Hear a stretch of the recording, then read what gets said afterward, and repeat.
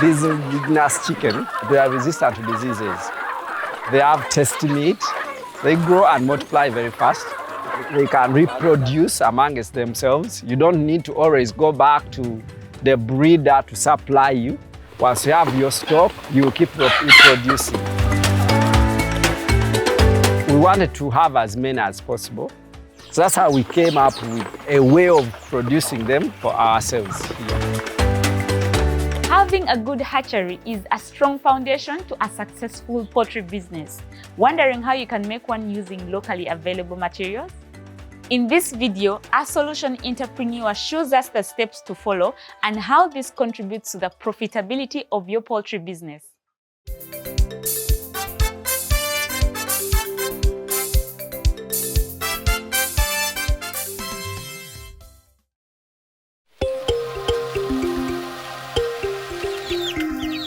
Hatching chicks for yourself is so important. You know you're sure about the quality of your chicks. There is no any breeding. You have been managing the diseases well. So that is the main benefit.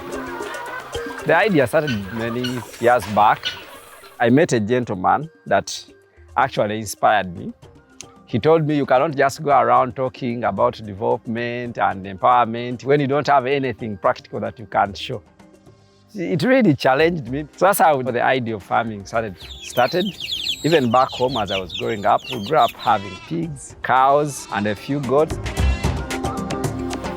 Our focus is indigenous chicken. And so in the short run, we are looking at having about 2,000 chicken. But in the long run, our vision is to have a gene bank where we protect genes for these different indigenous breeds for the next generation.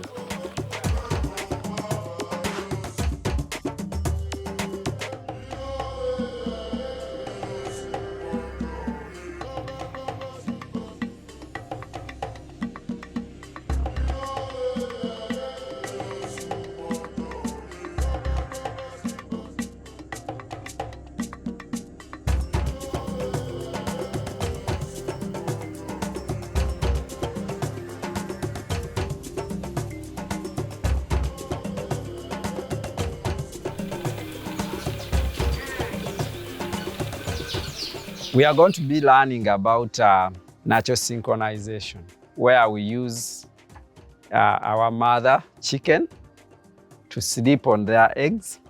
So that helps us to get a bunch of chicks at once. The eggs we are going to use for hatching, they should be 8 days and below. If you are going to get a good hatching rate, as we are collecting these eggs, you need to also know how to handle them very well. So we collect on a daily basis and then put them on the trays. As you're putting them on the trays, the sharp point faces down. When you do it in a reverse way, you're closing the aeration system and the egg will be a spoiled egg. So after we have collected the trays that we want, we now go and select out of those trays. There are those eggs which are sharp, very sharp, we don't need them. There are those eggs which are almost very round, we also don't need them. There are those eggs which are very big, we don't take them. There are eggs which are dirty, we don't take them. Then there are eggs which are very small, we also don't take them. So we select the best eggs that we want. We first get boiled eggs. If we are going to set 10 birds, we can boil like 15 eggs. This is our laying nest. This is where our birds lay from. And this is where this is where we synchronize them from. So we provided enough space. This is 20 by 18. So at one point, we always have about between 10 and 20 birds that want to sleep on their eggs. Here, because we have many, while others will be in the production.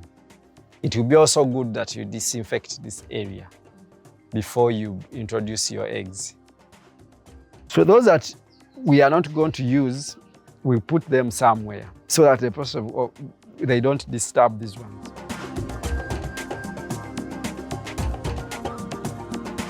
So we set the dummy eggs, 1-1, very few put 1-1. Then you put there the what? The birds. Within 3 days, they will have settled. The first day, they will be jumping here, you find it here. But after like 3-4 days, they will have settled. They have now marked their areas, their positions. So when they settle, when all our 10 birds settle, on the 3rd or 4th day, we remove the dummy eggs. We put our fresh eggs, 15. But as we put them, we mark our eggs. Yeah, from 1 onward. One reason why we mark, because sometimes some birds still may prefer to lay here. Because these eggs are marked, it will be easy for me to tell that this one is a fresh egg. It was just laid from the one that we served this bird. That is why we mark those eggs. So this helps us that when this bird begins to provide warmth to these eggs, it is uniform. The day you serve the fresh eggs, you mark that day, because you know this bird is going to sit on her eggs for 21 days. Basically, it doesn't cost you anything. You don't need power, you don't need anything.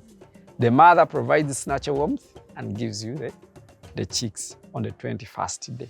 Our percentage hatchability for this process is between 80 and 87. When the chick is ready, it will pop and break and crack this egg and get out. So when you realize that I gave it 15 eggs and she has finished, I can just add it more eggs and it will just continue.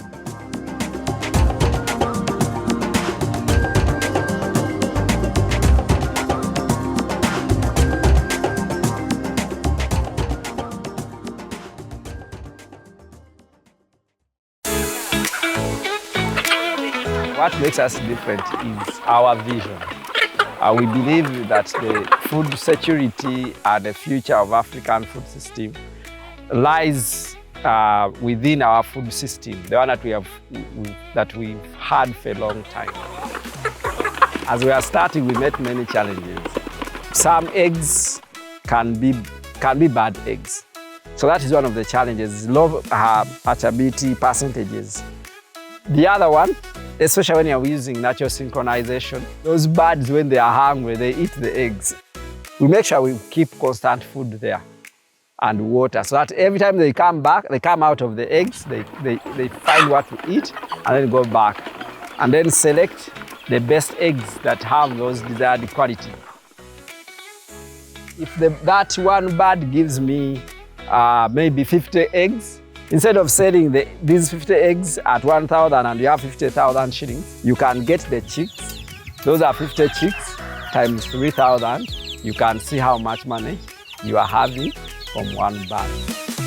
You must have that entrepreneurship spirit within you, because many people may have even that knowledge, but if you don't have the entrepreneurship spirit, you don't still succeed. I love this business and it is business. Yes, we are conserving, but it is pure business. Building a poultry hatchery can be a rewarding and cost-effective venture. Are you ready to get started? Share your experiences in the comments and let's grow together.